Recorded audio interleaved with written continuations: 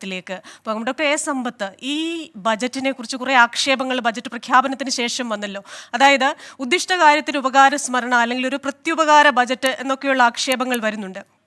അതേസമയം തന്നെ ഈ ബജറ്റിൽ യുവാക്കൾക്കും വിദ്യാർത്ഥികൾക്കും വനിതകൾക്കും ബഹിരാകാശ മേഖലയ്ക്കും ഒക്കെയായി നിരവധി പ്രഖ്യാപനങ്ങളുണ്ട്. സംസ്ഥാനങ്ങൾക്ക് ദീർഘകാലാടിസ്ഥാനത്തിൽ പലിശരഹിത വായ്പ പ്രഖ്യാപിച്ചിട്ടുണ്ട്. അപ്പോൾ ഇതിൻ്റെയൊക്കെ ഗുണഫലങ്ങൾ കേരളത്തിലുമാകാമല്ലോ. മുദ്രാ ലോണിൻ്റെ പരിധി കൂട്ടിയിട്ടുണ്ട്. അങ്ങനെ ഒരു ചോദ്യവും ഉയരുന്നുണ്ട്. ഏത് തരത്തിലാണ് ഈ ബജറ്റിനെ താങ്കൾ കാണുന്നത്?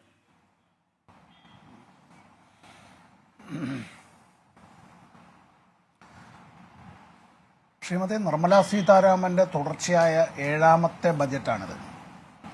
ഈ ബഡ്ജറ്റ് അവതരിപ്പിച്ച ദിവസത്തിൻ്റെ ഒരു പ്രത്യേകത, ഇപ്പം ഒരു വനിത തന്നെ നമ്മുടെ ആങ്കറായി ഈ ബഡ്ജറ്റിനെ സംബന്ധിച്ചുള്ള ചർച്ചയ്ക്ക് നേതൃത്വം നൽകുന്നത് ഞാൻ അഭിമാനിക്കുകയാണ്. കാരണം ലോകത്തിലാദ്യമായി വനിതകളുടേതായ ഒരു സ്റ്റാൻഡിംഗ് ആർമി, അത്തരത്തിൽ സ്ത്രീകളുടെ മാത്രമായിട്ടുള്ളൊരു സ്ഥിരം പട്ടാളം, ഒരു സൈന്യം, ഇന്ത്യൻ നാഷണൽ ആർമി, അത് നേതാജി സുഭാഷ് ചന്ദ്രബോസിൻ്റെ കീഴിൽ ക്യാപ്റ്റൻ ലക്ഷ്മി ആയിരുന്നു അതിൻ്റെ നേതാവ്.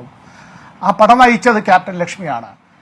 ഡോക്ടർ ക്യാപ്റ്റൻ ലക്ഷ്മി ഉൾപ്പെടെയുള്ള വനിതകൾ അക്കാലത്ത് ആസാദ് ഹിന്ദ് ഫൗജ് ഗവൺമെൻറ്റിൻ്റെ ബഡ്ജറ്റ്, പ്രവാസി ഗവൺമെൻറ്റാണ്, അതിൻ്റെ ബഡ്ജറ്റ് രൂപീകരിക്കുന്നതിലടക്കം പങ്കുവഹിച്ചിരുന്നു.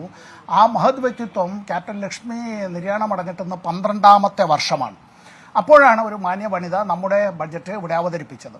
ഈ ബഡ്ജറ്റ് ഇത് ഒറ്റ വാചകത്തിൽ പറഞ്ഞാൽ this is a budget for the corporates by the corporates of the corporates. ഞാൻ എന്തുകൊണ്ടാണിത് പറഞ്ഞത് എന്ന് പറയാം. ശ്രീമതി നിർമ്മല സീതാരാമൻ ഇന്ത്യയിലെ വൻകിട കോർപ്പറേറ്റുകളുടേതായ അവരുടെ നികുതി നമ്മുടെ പാർലമെൻറ്റ്, അത് ലോക്സഭയാണല്ലോ ഈ ബഡ്ജറ്റ് പാസ്സാക്കുക. രാജ്യസഭയ്ക്ക് ബഡ്ജറ്റ് പാസ്സാക്കുന്നതിൽ പ്രത്യേകിച്ച് വലിയ അധികാരമൊന്നും അത്തരം കാര്യത്തിൽ ഭരണഘടന വിവക്ഷിക്കുന്നില്ല.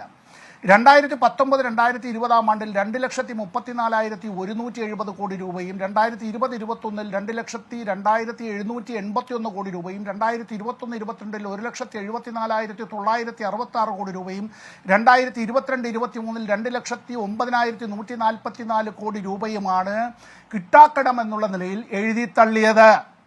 ഇത് മുഴുവനും ഇന്ത്യയിലെ വൻകിട കോർപ്പറേറ്റുകളുടേതാണ്. ഇപ്പോൾ ഈ ബഡ്ജറ്റ് അവതരിപ്പിച്ചു. ബഡ്ജറ്റിലൊക്കെ ഇങ്ങനെ പറയുമ്പോൾ നമ്മളിങ്ങനെ you look at the horizon, ഈ പറയുന്നത് പോലെ അവിടെ ഇങ്ങനെ മാരിവില്ലിൻ്റെ ശോഭ കാണുന്നില്ലേ എന്നുള്ളത് അയഥാർത്ഥമായിട്ടുള്ള അത്തരത്തിലുള്ള എന്തൊക്കെയോ ഇത്തരത്തിൽ നമ്മളിങ്ങനെ മാനത്ത് കാണുന്നു എന്ന് പറയുമ്പോൾ, പണിയെടുത്ത് ജീവിക്കുന്നവരും ശമ്പളം അങ്ങനെ ഈ സാലറീഡ് ക്ലാസ് ആയിട്ടുള്ള ഇന്ത്യയിലെ മധ്യവർഗക്കാർക്ക് അവർക്ക് കാര്യമായ ഇളവുകളൊന്നും നൽകിയിട്ടില്ല. ഇപ്പോഴും കോർപ്പറേറ്റുകൾക്ക് വീണ്ടും ഇളവുകളാണ് സമ്മാനിച്ചിട്ടുള്ളത്.